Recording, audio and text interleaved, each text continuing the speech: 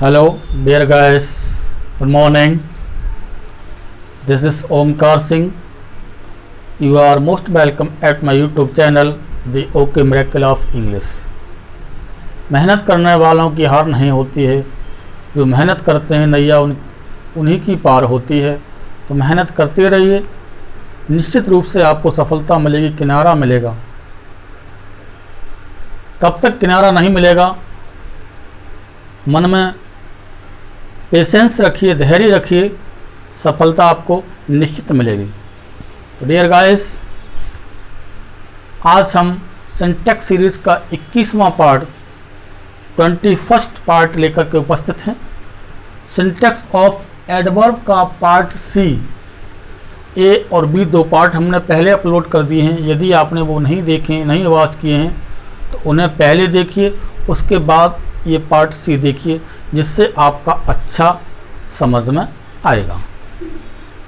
Video शुरू करने से पहले आपसे हम्बल रिक्वेस्ट है, अगर पहली बार चैनल पर विजिट कर रहे हैं तो सब्सक्राइब का लाल बटन अवश्य दबाएं, बेल आइकन प्रेस करें, जिससे कि बनने वाले प्रत्येक अपलोड होने वाले प्रत्येक वीडियो का नोटिफिकेशन आपके दरवाजे पर पहुंचे और आप देखें, उससे लाभान्वित हों। वीडियो अच्छा लगा लाइक शेयर कमेंट करें, अधिक से अधिक दोस्तों को शेयर करें जो अंग्रेजी की चाहत रखते हैं। तो आइए शुरू करते हैं। Let's begin. Syntax of syntax of adverb part C. Syntax का पार्ट 21 है। 20 पार्ट पहले अपलोड हो गए हैं सिंटैक्स सीरीज के। Correct the following sentences. First sentence दिया है, she saw a much interesting football match. Sentence को करेक्ट करने से पहले रूल डिस्कस कर लेते हैं। देखिए, वेरी और मच दो हमारे एडवर्ब, इनका जो यूज होता है, वेरी का प्रयोग हम कहाँ करते हैं? वेरी का प्रयोग देखिए यहाँ पर हम बता रहे हैं, वेरी प्लस प्रेजेंट पार्टिसिपल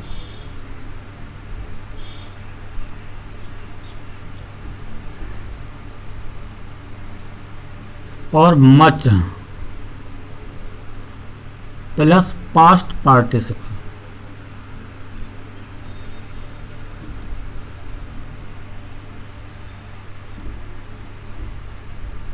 ये हमारा फॉर्मेट है। वेरी का प्रयोग प्रेजेंट पार्टिसिपल से पहले होता है और मच का प्रयोग पास्ट पार्टिसिपल से पहले होता है। प्रेजेंट पार्टिसिपल का मतलब होता है B1 प्लस ING और पास्ट पार्टिसिपल का मतलब होता है V3। प्रेजेंट पार्टिसिपल कैसे पहचानेंगे? इसमें ING फॉर्म होगी, जेरेंड भी होती है, लेकिन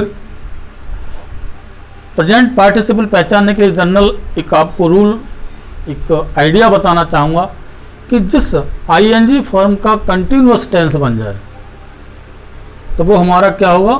प्रेजेंट पार्टिसिपल होगा। और जिस ING फॉर्म का कंटिन्यूअस टेंस नहीं बनता है, कंटिन्यूअस टेंस में उसे यूज नहीं कर सकते उसके अकॉर्डिंग हम, तो वो हमारा जेरेंड बन जाएगा, जो कि एक नाउन का वर्क करता है, नाउन को क्वालिफाई करता है, नाउन का वर्क करता है, नाउन का। इसके आगे भी कोई नाउन होगा तो वो हमारा किसका वर्क करेगा? मोस्टली जेरेंड का वर्क करेगा। और जब किसी का प्रेजेंट कंटिन्यूअस टेंस बन जाता है तो हमारा पार्टिसिपल का वर्क करेगा। ओके, अब देखिए, she saw a much interesting football match.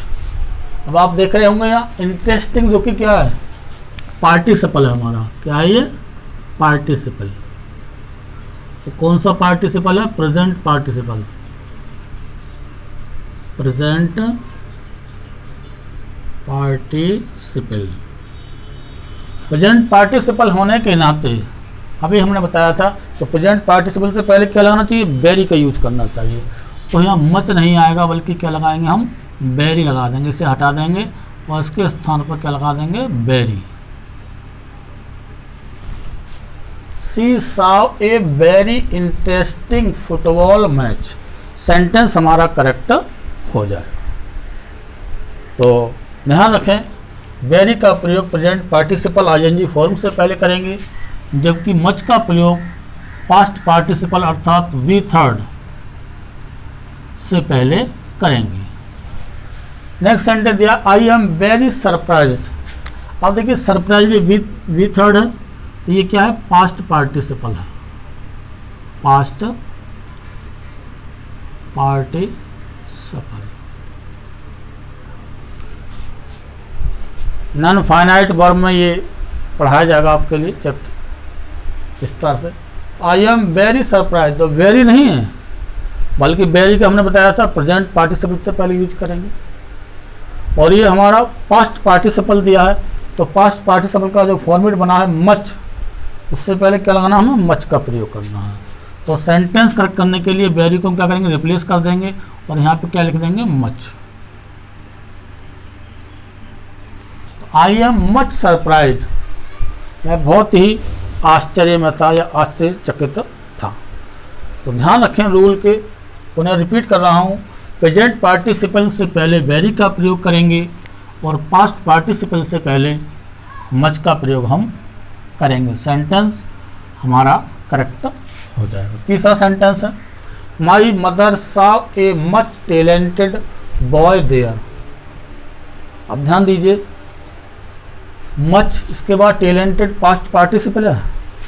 देखिए ध्यान देने की जरूरत है, इस तरह सेंटेंस आते हैं आपके, ये क्या है, पास्ट पार्टिसिपल,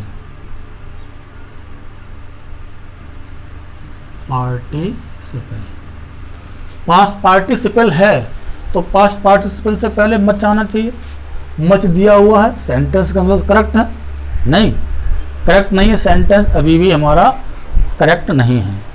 देखिए अगर पास्ट पार्टिसिपल के बाद यदि कोई नाउन दिया जाए, पास्ट पार्टिसिपल के बाद यदि कोई नाउन का प्रयोग हो या नाउन आया हो, तो ऐसी स्थिति में हम उस पास्ट पार्टिसिपल से पहले मच का प्रयोग नहीं करेंगे, बल्कि वेरी का प्रयोग करेंगे। ये नोटेड पॉइंट है, इंपॉर्टेंट सेंटेंस है। इस तरह का ही सेंटेंस आता है तो कॉम्पिटिटिव एग्जाम में मोस्टली इसी तरह के सेंटेंस पूछे जाते हैं, क्योंकि जनरल रूल हमारा क्या होता है, प्रेजेंट पार्टिसिपल से पहले वेरी का प्रयोग करते हैं, पास्ट पार्टिसिपल पहले मच का प्रयोग करते हैं, तो पास्ट पार्टिसिपल है, मच का प्रयोग सही है। लेकिन जब पास्ट पार्टिसिपल के बाद कोई नाउन दिया जाए, तो ये बॉय क्या है, इसके बाद नाउन है, ये वो क्या है, नाउन। ओके, तो ऐसी स्थिति में हम मच का प्रयोग नहीं करेंगे, बल्कि उससे पहले क्या लगाएंगे, हम वेरी का प्रयोग करेंगे। तो my mother saw a very talented boy there. तो ध्यान रखें, जब पार्टिसिपल के बाद यदि कोई, अब देखिए जनरल में रूल बना देता हूँ, वेरी फॉर्मेट बना देता हूँ, वेरी प्लस पास्ट पार्टिसिपल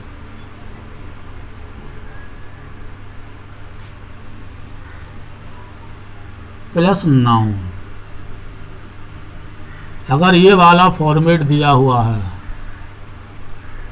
तो वेरी होगा, मतलब पास्ट पार्टिसिपल प्लस नाउन, तो इससे पहले क्या लगाएंगे, वेरी करेक्ट होगा। और मच अगर रखेंगे तो मच क्या होगा, ये हमारा रॉन्ग होगा। तो वेरी हमारा करेक्ट होगा, पास्ट पार्टिसिपल के बाद अगर नाउन दिया, ये हमारा फॉर्मेट बन जाएगा। रूल फॉर्मेट स्वयं बना सकते हैं आप, अगर सेंटेंस आपके दिमाग में है तो रूल फॉर्मेट में बाहर से नहीं आते।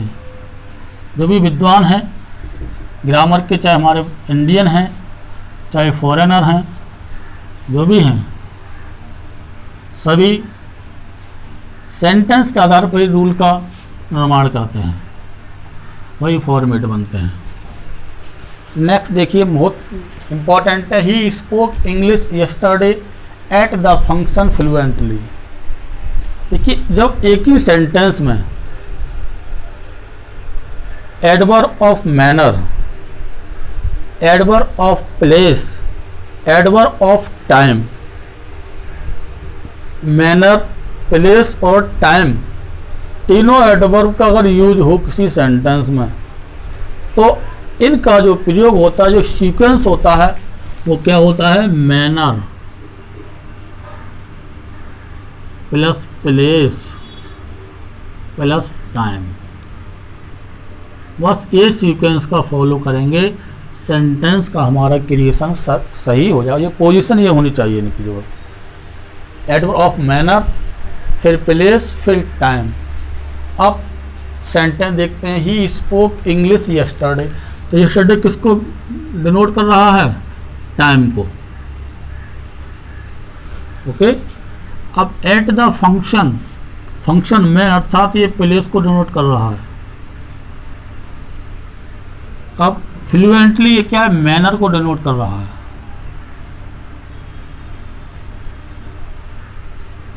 एडवर्ब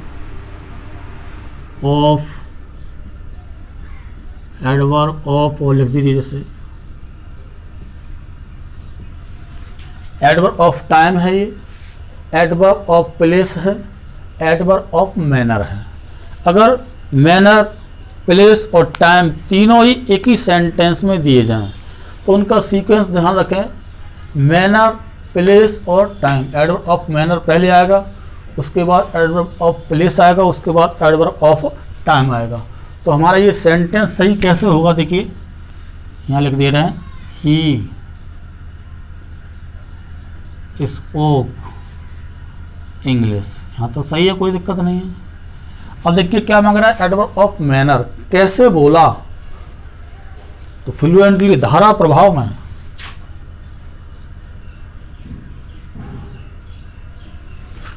प्लेस, कहाँ बोला? At the function, at the function.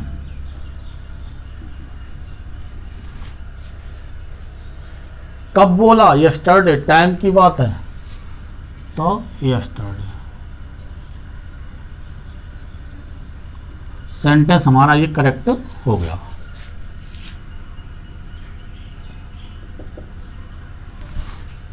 He spoke English fluently at the function yesterday.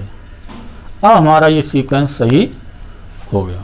तो ध्यान रखें, जब एक ही सेंटेंस में विभिन्न प्रकार के ऑफ मैनर, प्लेस और टाइम का यूज दिया जाए तो हम मैनर, प्लेस और टाइम को सीक्वेंस के आधार पर रखेंगे, सेंटेंस हमारा करेक्ट हो जाएगा। मेहनत करते रहिए कि रूल आपके समझ में आएगा, निश्चित आएगा, श्योर सर्टेन आएगा। अभी नहीं आएगा तो फिर कब आएगा? हमारा प्रयास है कि वीक से वीक स्टूडेंट भी बहुत कम मेहनत में अच्छे अंक लेकर आए, यही हमारा प्रयास है। चलिए, जिनके अंदर टैलेंट है, टैलेंटेड है, लेबोरियस हैं अधिक, वो तो खैर भाई लाएंगे ही लाएंगे, उनको तो कोई दोहरा ही नहीं है। लेकिन वीक से वीक स्टूडेंट भी अगर मेहनत करेगा तो वो भी अच्छे अंक ला सकता है, ये हमारा पूरा प्रयास है। सी इज वेरी एफ्रेड टूडे। देखिए, एफ्रेड वर्ड है, एफ्रेड के साथ जो सीक्वेंस बनता है वो मच प्लस एफ्रेड। ये भी आप पॉइंट नोट कर लें। एफ्रेड वर्ड से पहले क्या लिखेंगे? मच का प्रयोग करेंगे, और एफ्रेड के साथ मच का प्रयोग, अर्थात एफ्रेड से पहले मच लगाएंगे। बस ये रूल है आपका।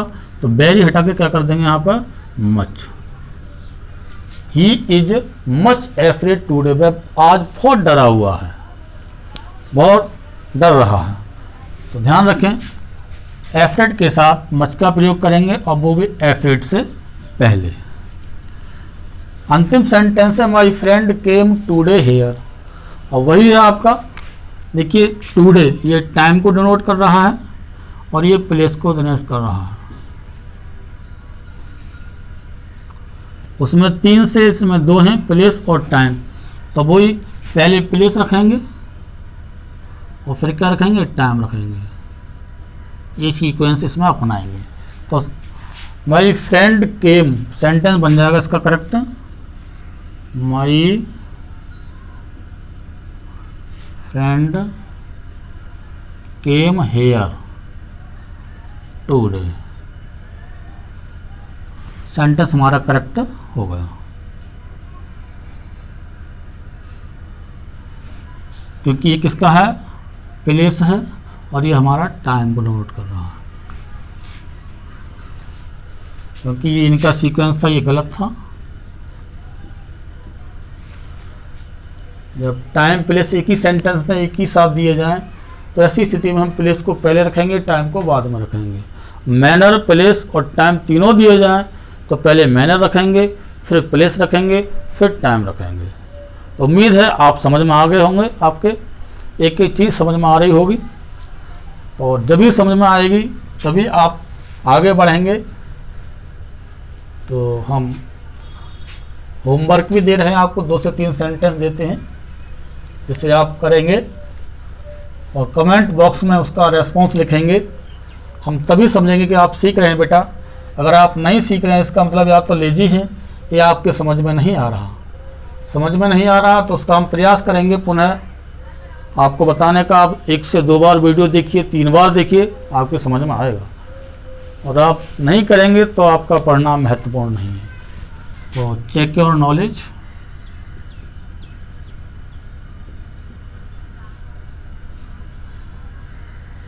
अगर आप चेक योर नॉलेज इन सेंटेंस को पूरा कर रहे हैं तो निश्चित रूप से आप समझ रहे हैं और आप आगे बढ़ेंगे, श्योर बढ़ेंगे।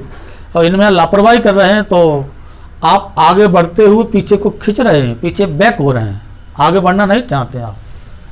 तो देखिए फर्स्ट सेंटेंस दिया है,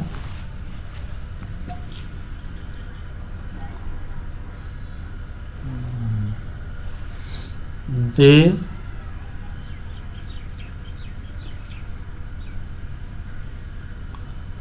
reached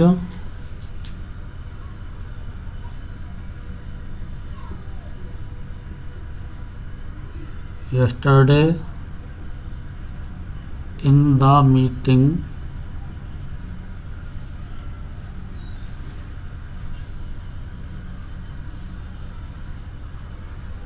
reached yesterday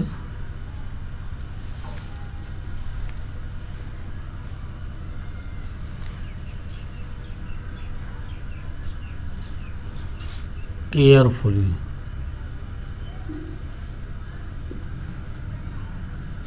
They reached yesterday in the meeting carefully.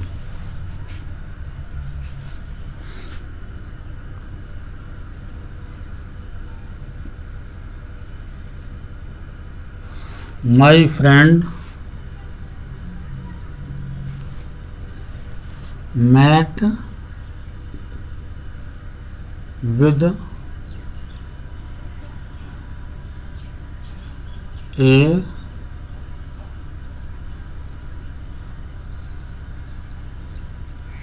much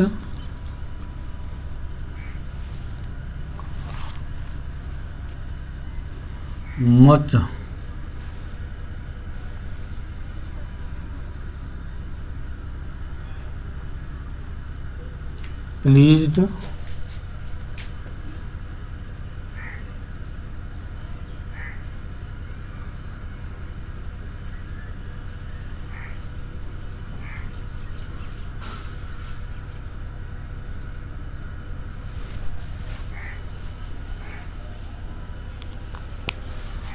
My friend met with a much pleased man yesterday. 2 sentence हैं, इनको आप करेक्ट करिए और कमेंट बॉक्स में लिखिए। Thanks for watching my video. Bye, फिर मिलते हैं।